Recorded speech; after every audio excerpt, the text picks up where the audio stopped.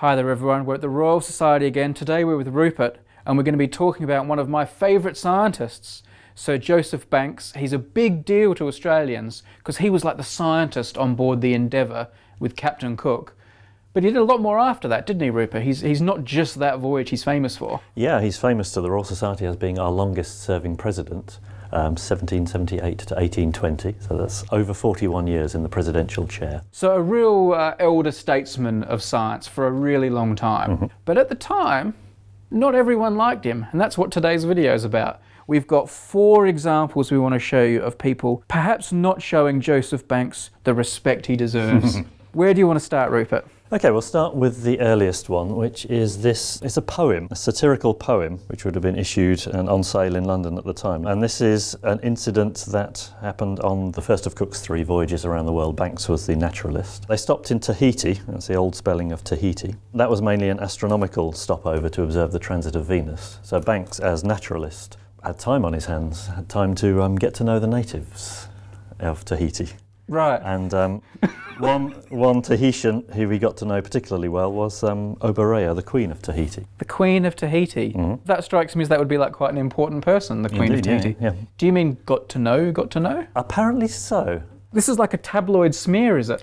In some ways, yeah. So just so people are clear, this poem would have been written by someone and then they sort of print it as pamphlets and just sell them on the street. This was kind of like how you would tweet about someone these days. In those days, you had to like print something and get it out there. Exactly, yeah. It's how to put a sort of scandal into the public domain before Twitter. Here's an incidence of theft. Joseph Banks gets his trousers stolen. Oh, can you read it to us? Yeah, this is the words of the Queen of Tahiti, allegedly. Obviously not. Say, fondest youth, canst thou forget the night when starting from your sleep in wild affright? Rise, Oberea, rise, my queen, you said. Some thief has stolen my breeches from my head. So he was sleeping on his trousers. Okay. They were pilfered in the middle of the night. So they're being sort of indirect about his state of dress with the Queen, rather than... Yes, the trousers were not on him at the time. They were his pillow, I think. So in these days, they didn't quite call a spade. They were just alluding to what he was doing. Yeah. Banks presumably would not have liked this poem being out and about. He would not, and it's actually something that we acquired for Royal Society collections about a year ago. Okay, so this has not been in our collection since the 1770s. No, so Joseph Banks didn't see this and said, hey, get that in the library. No, quite the opposite. Okay, he probably wouldn't be happy that we're making this video right now. He wouldn't, no. Too bad. All right. It's very sad at the end, actually. There's a bit where the Queen of Tahiti says, if e'er thy ships shall reach these shores again, you'll seek the wigwam where we fondly lay, and in its place will find my sad moray. And that's the Tahitian word for a tomb.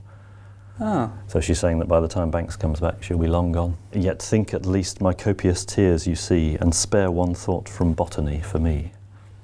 Okay. She obviously thinks she ranks lower in Banks's affections than botany. Well, that leads us nicely to another image that you've dug out for us, doesn't it? But this poem comes with a picture of Banks, which I think is not supposed to be flattering. It's certainly not as flattering as the lovely portrait you have upstairs. No, he's trampling over all the plants in his garden in an effort to catch this rare butterfly.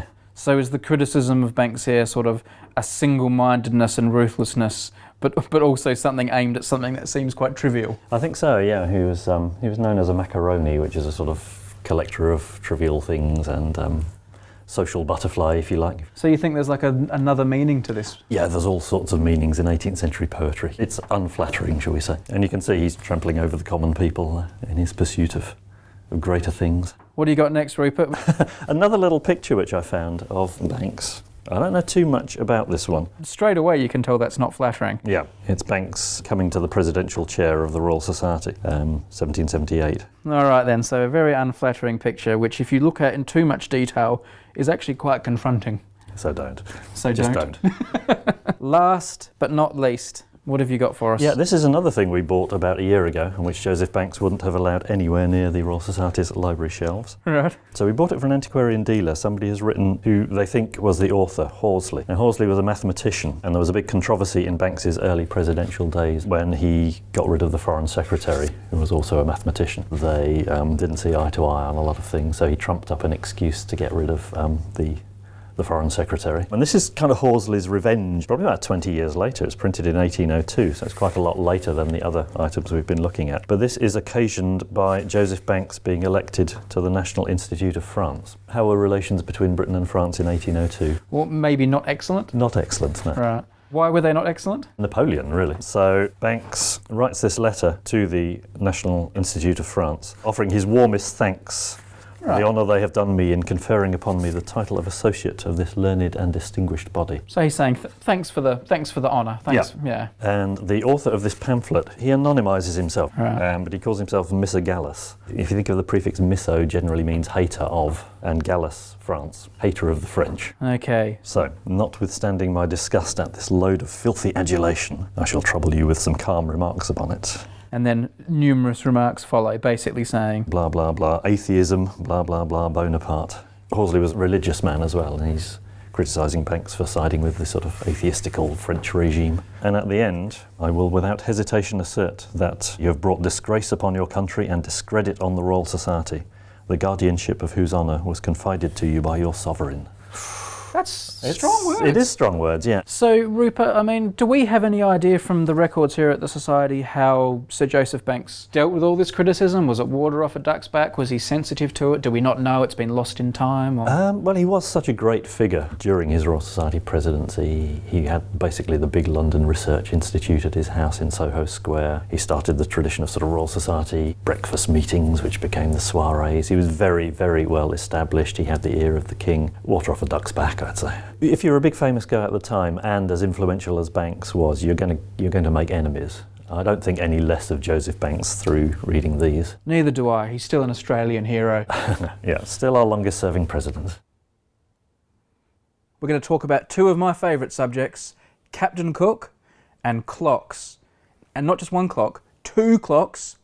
And here they are. Have a look at these. Two very important clocks, Brady. They're like little twins, aren't they? They're very impressive. Captain Cook, to an Australian like me, is most famous for his voyage on the Endeavour. But these clocks are associated with his second voyage on a ship called Resolution. That's right. He commanded HMS Resolution. Tobias Furneaux was in the Adventure, a sister ship, and they voyaged off to the South Seas again.